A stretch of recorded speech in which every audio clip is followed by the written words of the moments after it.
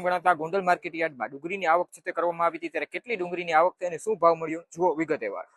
વૈષ્ણવજન તો તેને કહીએ જે પીડ પરાઈ જાનાને રે.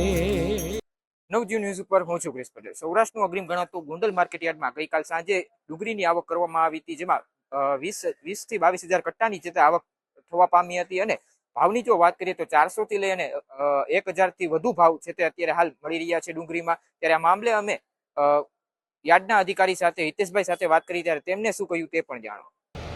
સૌરાષ્ટ્રનું અગ્રીમ ગણાતું ગોંડલ માર્કેટ ખાતે ડુંગળીની આવક થયેલ હોય, જેમાં ડુંગળીમાં 20,000 કટ્ટાથી 22,000 કટ્ટાની આવક થયેલ છે. અને ખેડૂતોને ભાવ જોઈએ તો 400 રૂપિયાથી લઈ અને 1,000 રૂપિયા સુધીના ખેડૂતોને ભાવ મળી રહ્યા છે.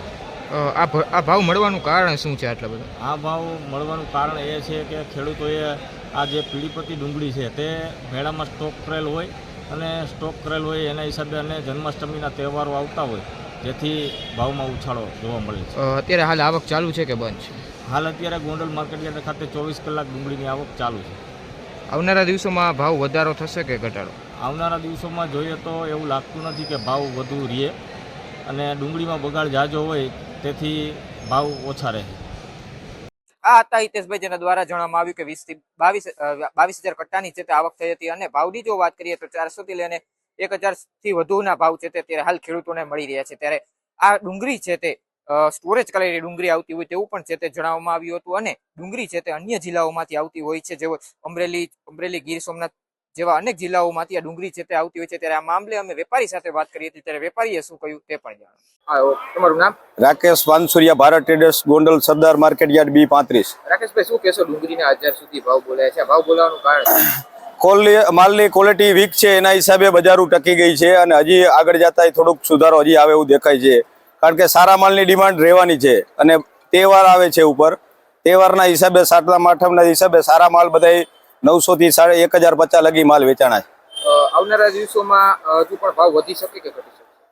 આવકો આવીને આવી રહી તો વધશે. આવકનું પ્રેશર આવે તો થોડી ઘણું ઘટે, બાકી બજારો કઈ લાંબે ગાળે ઘટે એવું દેખાતું નથી. કારણ કે વરસાદ ઓછો છે, એના હિસાબે કઈ બજારો ઘટે એવું લાગતું નથી. કઈ પ્રકારની આજે ડુંગળીઓ છે તે અહીંયા આવતી હોય છે ને આના ભાવ મળતા હોય? એ અમારી લોકલ ડુંગળી અત્યારે અમારી આવે છે. અમરેલી સાઈડની ડુંગળીઓ બધી સાઈઝ વાળી આવે છે, લોકલ આવે છે. એ બધે 1,000 આજુબાજુના ભાવ વેચાય છે. આ હતા વેપારી, જેના દ્વારા જણાવવામાં આવ્યું કે આ ડુંગળી છે તે હાલ બહારના જિલ્લાઓમાંથી આવતી હોય છે, અને લોકલ જ છે તે આ ડુંગળી છે તેમ પણ કહી શકાય. અને ભાવની જો વાત કરીએ તો 400 થી લઈને 1,000 સુધીના ભાવ છે તે મળી રહ્યા છે. અને આવનારા દિવસોમાં જો આવક જો વધશે તો ભાવમાં છે તે થોડો ઘટાડો પણ જોવા મળશે, અને આવક જો તો આટલી ને આટલી રહેશે તો આવનારા દિવસોમાં ભાવમાં પણ છે તે વધારો છે તે જોવા છે તે મળશે. અને મહત્તમ, અને જો વાત કરીએ ગોંડલ માર્કેટ યાર્ડની, તો અન્ય જિલ્લાઓમાંથી પણ મોટી સંખ્યામાં ખેડૂતો છે તે પોતાનો માલ વેચવા ગોંડલ માર્કેટ યાર્ડમાં છે તે આવતા હોય છે. અન્ય જિલ્લાની જો વાત કરીએ તો ગીર સોમનાથ, રાજકોટ, પોરબંદર સહિતના જિલ્લાઓ છે તે ખેડૂતો પોતાનો માલ છે તે વેચવા ગોંડલ માર્કેટ યાર્ડમાં આવતા હોય છે.